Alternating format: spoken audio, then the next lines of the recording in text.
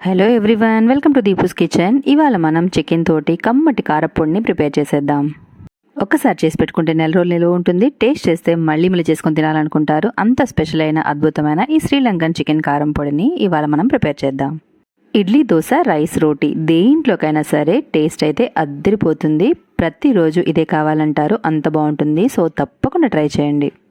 ఇందుకోసం 1/2 కిలో వరకు boneless chicken తీసుకోవాలి. ఇలా చిన్న చిన్న పీసెస్గా కట్ చేసుకొని తీసుకోవాలి. అప్పుడే మనకి ఈజీగా అయితే ఫ్రై అవుతుంది. ఇందులో 1/2 టీ స్పూన్ అంత ఉప్పు, 1/2 టీ స్పూన్ అంత కారం, అలాగే 1/2 టీ స్పూన్ అంత పసుపుని యాడ్ చేసేసుకోవాలి.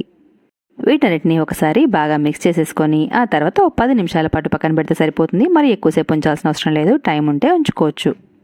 ఓ బాణల్లోకి 3 టేబుల్ స్పూన్లంత ఆయిల్ తీసుకోవాలి. ఇక్కడ నేను నాన్ స్టిక్ ప్యాన్ తీసుకుంటున్నాను. దీనివల్ల మనకి ఆయిల్ తక్కువ పడుతుంది అండ్ కుకింగ్ కూడా చాలా ఈజీగా ఉంటుంది. ఓ పెద్ద ఉల్లిపాయని ఇలాగ సన్నగా తరిగేసుకొని సపరేట్ చేసుకొని ఇక్కడ యాడ్ చేసేసుకొని గోల్డెన్ బ్రౌన్ అండ్ క్రిస్పీగా అయ్యేంత వరకు ఫ్రై చేసుకొని తీసుకోవాలి. చూస్తున్నారు కదా, మనకి గోల్డెన్ బ్రౌన్ అయితే అయిపోయింది. ఇప్పుడు మనము కాస్త ఆయిల్ని స్క్వీజ్ చేసేసుకొని ఈ ఆనియన్స్ మనము బయటికి తీసేసుకొని పక్కన ఉంచేసుకుందాము. వీటిని ఏదైనా పేపర్ నాప్కిన్ పైన వేసేసుకొని చల్లార్చేసామంటే మనకి క్రిస్పీగా అయితే తయారవుతాయి. ఇదే నూనెలోకి ఒక రెమ్మ కరివేపాకుని యాడ్ చేసేసుకొని కరివేపాకు కాస్త క్రిస్పీగా అయ్యేంత వరకు ఫ్రై చేసుకొని తీసుకోవాలి. మనం రెసిపీ మొత్తము ఈ 3 టేబుల్ స్పూన్ల ఆయిల్లోనే చేయబోతున్నాం.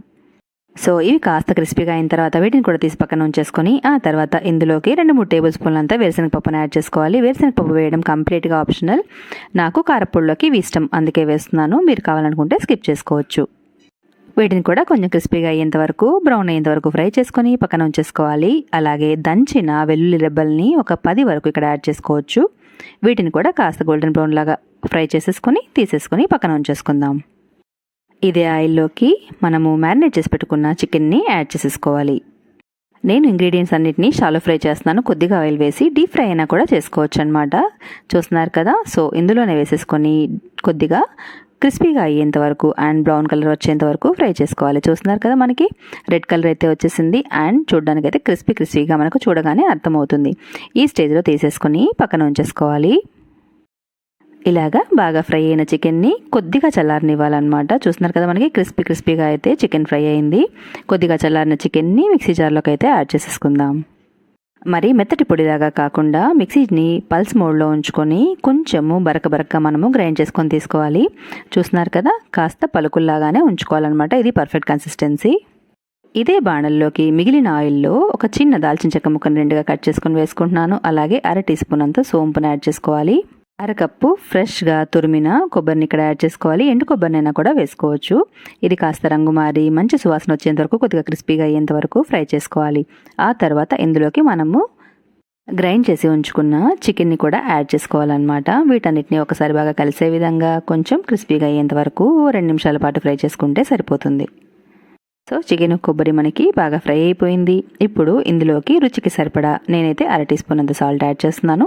ముందుగా కొద్దిగా సాల్ట్ని యాడ్ చేసుకొని మళ్ళీ కావాలనుకుంటే అడ్జస్ట్ చేసుకోవచ్చు. అలాగే 2 టీ స్పూన్లంతా కారపొడిని కానీ చిల్లీ ఫ్లేక్స్ని కానీ యాడ్ చేసుకోవాలి. కారం అనేది మనకి పచ్చివాసన పోయేంత వరకు 1 నిమిషం పాటు హై ఫ్లేమ్లో ఫ్రై చేసుకుంటే సరిపోతుంది.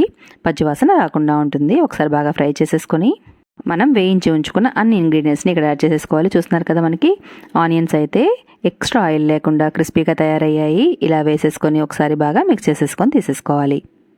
1 నిమిషం హై ఫ్లేమ్లో కనుక ఫ్రై చేసేసుకొని టేస్ట్ చేసుకొని సీజనింగ్ని అడ్జస్ట్ చేసుకుంటే మనకి ఎంతో టేస్టీ అయినా శ్రీలంకలో ఎంతో ఫేమస్ అయిన చికెన్ సాంబార్ అనేది రెడీ అయిపోతుంది.